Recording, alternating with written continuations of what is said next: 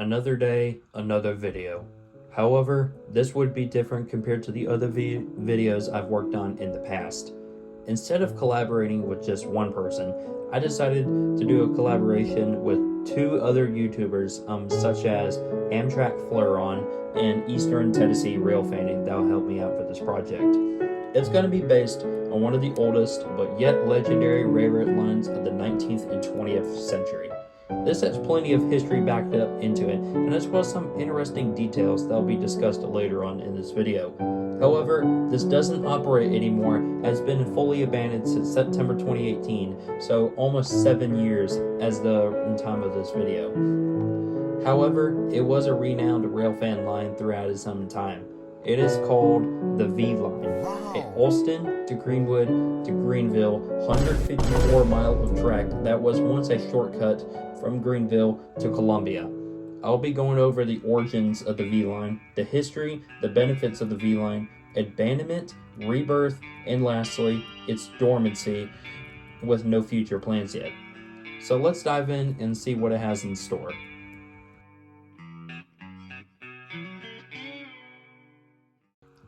The origins of the V Line stretch all the way back to 1853, and it wasn't all the way to Greenwood at first. What do you mean by that?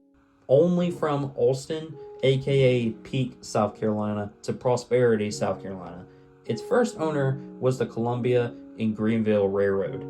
It started later on the Y from the W line from Asheville to Columbia in Alston at milepost V0.5 and starts out by crossing the Broad River between milepost V.7 and milepost V1.0, which it wasn't a really big bridge, in a matter of fact, as it only was 626 feet across. Then it would cross many smaller towns and stops along the way, such as Peak, Hope Station, Palmyra, Kibler, and then on its way to Prosperity. Later on, it would be extended all the way out to Newberry, Helena, Silver Street, Conrad, Dyson, Fort 96, and lastly onto Greenwood at milepost V100.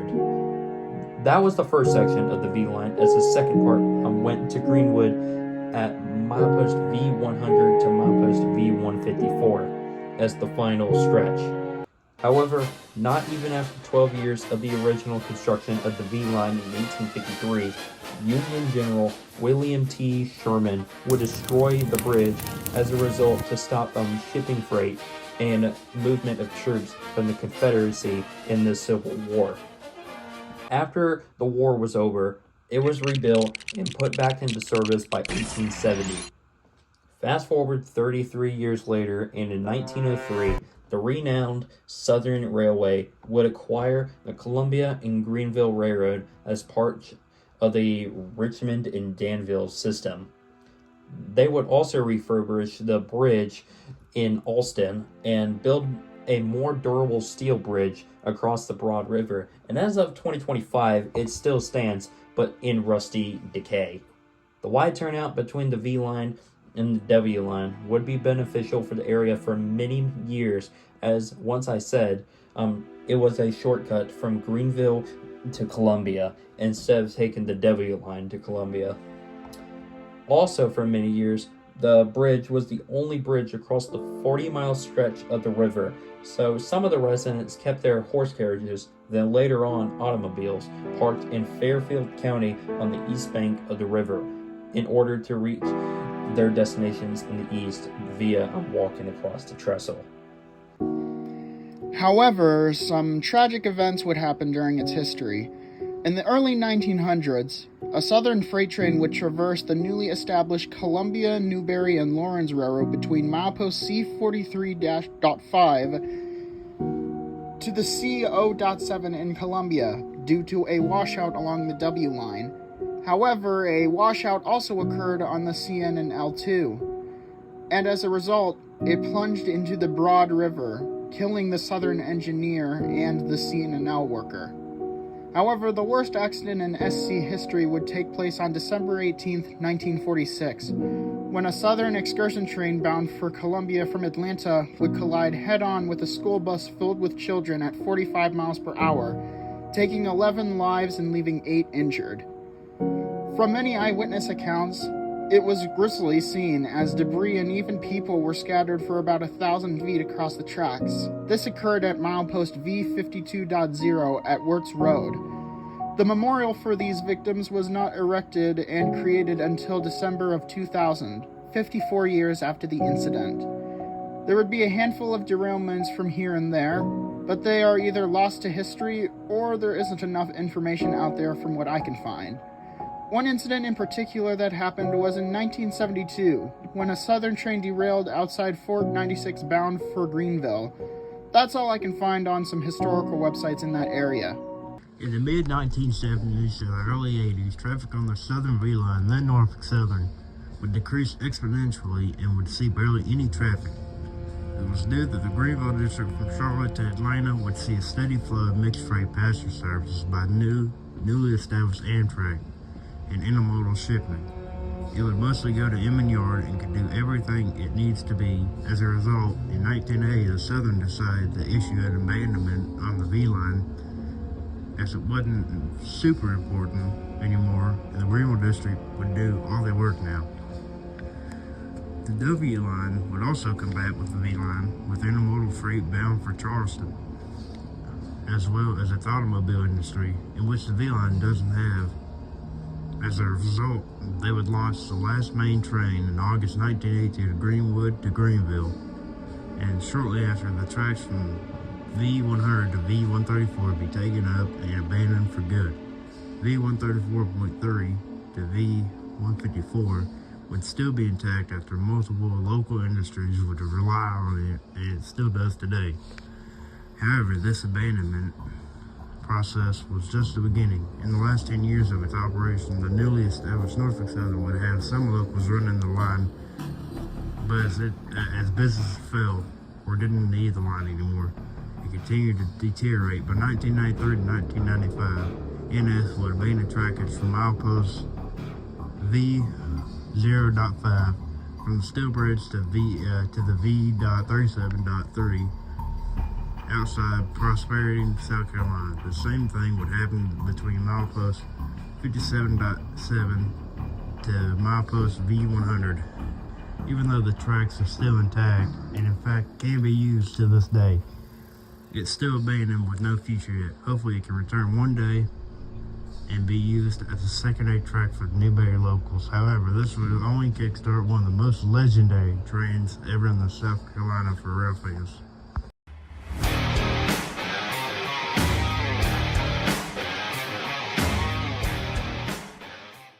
Now moving into the late 90s, CSX established a compromise with Norfolk Southern that they can use the 43 miles of track on the CNL from Columbia, South Carolina to Newberry, South Carolina. As a way, Norfolk Southern can still fetch some wood chips in Silver Street, as they still owned the portion of it from milepost V47.0 to milepost 57.2. This would be approved in October 1997, and now the legendary local P65 was launched, and so was CSX Z368 as its counterpart. In a way that Norfolk Southern P65 can get onto the CNL subdivision, they had to move forward into the W line between milepost W160 and milepost W157, depending on how big the train was going to be. And then the conductor was set to switch from the NS on W line and then reverse it back onto the CNL until the train was backed away from Elmwood Junction from the CNL to the W line.